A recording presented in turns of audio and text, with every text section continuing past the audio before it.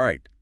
Welcome back to AI Unfiltered, redefining masculinity. You know how they say sequels are never as good as the original? Oh, yeah. Well, I'm feeling optimistic about this one. Good. Last time we were grappling with this question, what does it even mean to be a man today? Uh, Especially with all the changes happening in society. right. But this time we're going to go deep into the sources that explore the crisis of masculinity. Okay. And don't worry, we're not trying to bring everyone down. No, no. Think of it like a checkup. Yeah, Sometimes you got to look at the not so good stuff to figure out how to get healthier. exactly. And what I found so fascinating about these sources is how multifaceted it is. It's not just about fixing men, but understanding the pressures that they face and the effects that has on everyone around them. Really how redefining masculinity benefits everyone. Okay, that's a perspective I hadn't really considered.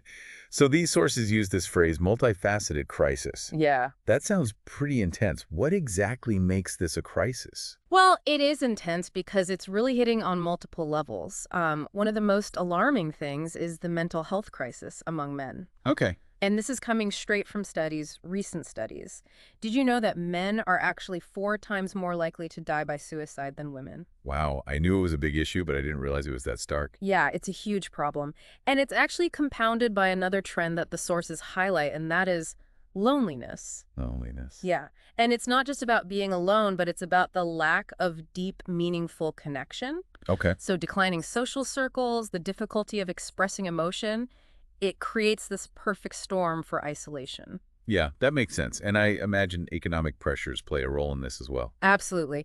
The sources dive into how this traditional breadwinner role is really clashing with modern economic realities. Okay. Stagnant wages, rising cost of living, it's a lot of pressure to carry. And when guys can't meet these expectations, it really feeds into feelings of inadequacy, even if it's due to systemic issues and not personal failings. It's like they're getting hit from all sides. No wonder there's a sense of crisis. Yeah. So with all of these challenges, how do we even begin to redefine what it means to be successful? The sources seem to suggest that we need to move beyond these typical markers of status, wealth, and power. That whole thing. Right. It's not about ditching ambition, but maybe redirecting it. Yeah. One of the sources that I read, it argues that true fulfillment comes from prioritizing relationships and meaningful contributions. Okay. Not just being the provider, but, cultivating deep connections, making a positive impact, whether that's at home, at work, or in your community. Okay, I'm with you so far.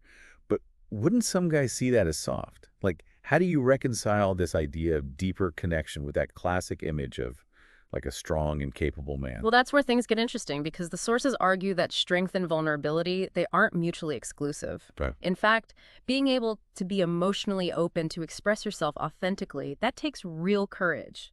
I can see that. Yeah. The strongest people I know are always the ones who are willing to be vulnerable. Exactly. And the sources actually highlight some specific qualities that contribute to a healthier definition of masculinity Okay. beyond just success, in the traditional sense. Okay, I'll lead on me. Okay, so they emphasize connection, contribution, and integrity.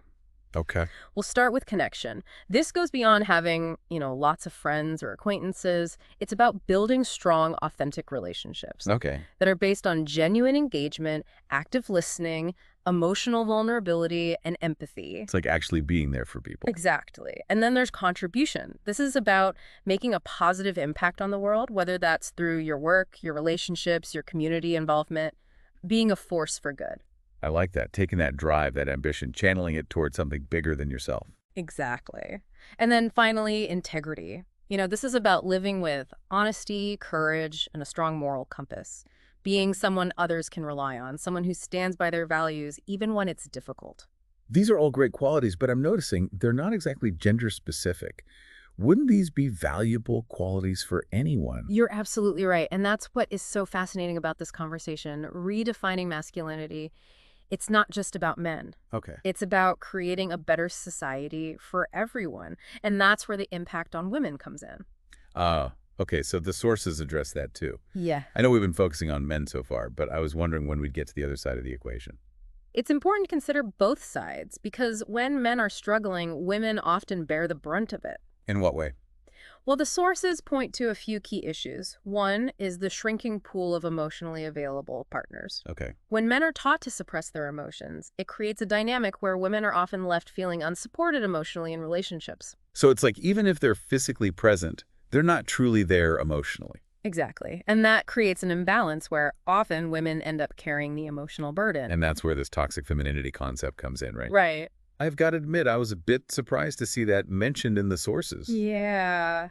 It's a tricky topic for sure, and it's important to approach it with nuance. Sure. It's not about blaming women, but it's about recognizing that everyone is caught up in this web of societal expectations.